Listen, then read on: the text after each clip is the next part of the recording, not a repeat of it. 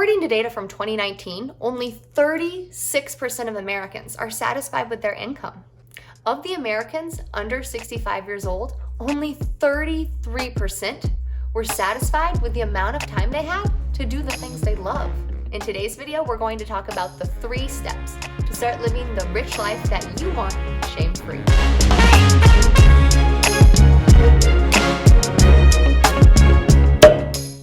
Hey go-getters, welcome to my channel, Get Rich, Screw Shame. I'm your host, Esther Page. I'm a financial coach, and I believe that you can take control of your money and use it to empower you to live your richest life shame-free. I do that here on Get Rich, Screw Shame by guiding you through resources and strategies to enable you to make your money work for you so that you can take the time to do the things you love. In today's video, we're going to talk about how to start living your richest life shame-free. And we're going to do it all by answering one simple question. What would you do if money were no object? Now hold on. I know you're thinking, oh my God, that's so cheesy. It's a hard question is what it is. And I can tell you I've answered it myself personally 3 times. And what I can advise you now is go and get a pen and some paper. And while you're doing that, I'll tell you about what happened the first 2 times. So the first 2 times I filled it out, I tried to do it mentally, probably like some of you are doing now. And I'm going to tell you, you're investing your time right now, which is more important than your money. Get your money's worth. Get the pen and paper. And when I did that in my head, and I thought to myself, okay, pay off my student loans. Science shows that when you write things down, they are more powerful and more meaningful, and they are more likely to come into fruition. So get the paper and get the pen, and let's get started. What would you do if money were no object? Step 1, what do you want? Think physical items, go ahead, be frivolous. What do you want to do with your time? Now, I'm going to encourage you to pause the video and write this down, but I know some of you are not going to, and that's fine, so I'll keep talking. You're here because you're doing an investment in yourself. You want to live your richest life, and you deserve it. You absolutely deserve to be happy and live your best life. And this is the place where we can start that. I hope you took the time to answer question 1 seriously. What do you want and what do you want to do? Give yourself 3 to 4 minutes to answer that first question. And now we're going to move on to step 2. Where do you want to be and where do you want to go?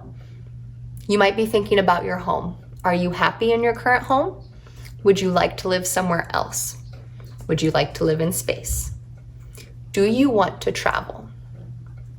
Go ahead and pause the video and invest in yourself to seriously reflect on where you want to be when money is no object. Okay, so you're back. And if you're getting value out of this so far, please like down below. It shoots our ratings up higher and we can let other people see this video more. So, as promised, step 3. Who do you want to be? What's your reputation? Your occupation? With whom do you want to spend your time? Now, I bet probably a lot of you are thinking, but Esther, you told me that, this is if money didn't matter, if money was no object. Why do I have a job? Okay, you know what? Some people are motivated to have an occupation and enjoy them. So, sue me. Okay, don't sue me, but bear with me. I'm going to give you 2 examples of occupations that I would have loved to have if money were no object. The first is the Peace Corps. You see, with the Peace Corps, at least when I was a kid post-college and wanted to go in, was a 2-year commitment. That involves going to another country, investing your time, and they put your loans on forbearance. They continue to rack up interest, but the payments aren't due. But you see, my loan payments were at 8.5% interest, and the amount of loan money that I had accrued was so much that for every day I was accruing over $300 in interest. So something in me just could not justify going into the Peace Corps. That was one dream that I could not do because money was an object. Another occupational dream that I've had was to be a tree digger or a tree planter. And if that's not the right name, go ahead and comment down below because I don't know the formal name and I would love to know it if you know it, but bear with me here. I would love to be a tree planter. And when I say that, in Africa, the Sahara Desert, right? It's encroaching rapidly on the jungle surrounding it. And so there are volunteer initiatives and organizations that are going out there with human manpower and trees in their hands and planting trees on the edge of the Sahara Desert so that it can mitigate the effects it's having on the jungles around, and those poor animals that were having endangered species disappear daily. So if money were no object, I'd love to be a tree planter. What would you do if money were no object? So I hope you're taking the time to invest in yourself since you've already made it this far. I want to know your dream or your vision. Please comment it down below. I want to read it and I want to know what your richest life is. No shame, promise. Comment on other people's too. Let's get people excited about their visions and their dreams for their futures. The more momentum and excitement that we can build up around our dreams and our visions, the more likely we are to make them happen. And so I'd like to take a second to share with you my own dream. So in my dream, it's a very visual dream, and I'm a visual person, and I can see it when I close my eyes. I have a house. It's not huge, but it's big enough that I have 2 bathrooms and I don't have to share it with my husband. In my dream house, it's in a forest and it's surrounded by trees and they're green and luscious. And then there's a river going by in the front and it is just beautiful and it's quiet and I can hear the water running and the birds chirping. And there's a table out there and we have a deck and I can go out there in the morning and I can sip coffee. And one thing I realized to myself is that in this vision, I was no longer getting up and getting dressed and leaving to go to work. I was working from home. And I was excited to work from home on this deck in front of a river, and I was doing something that I loved. And that led me down a journey of what is something that I want to do, remember your occupation, if money were no object. It occurred to me that this was my richest life. I had time to do the things I love. I love to help others live their richest lives by enabling them to shed that cloud of shame that can lead so many of us to depression, anxiety, and just utter helplessness surrounding our finances, myself included. So I wanted to applaud you and say, way to go for hanging on this long, and tell you why was this activity so meaningful. And I want you to take a second to reflect on your dream.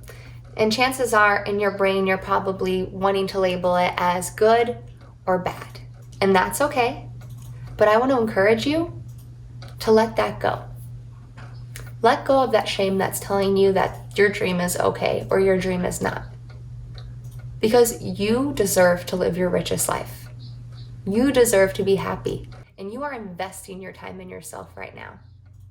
And so, I want you to realize there are 2 fairly different scenarios that likely happen out of this. 1, you realize that you're living your dream, or at least you're on your way there.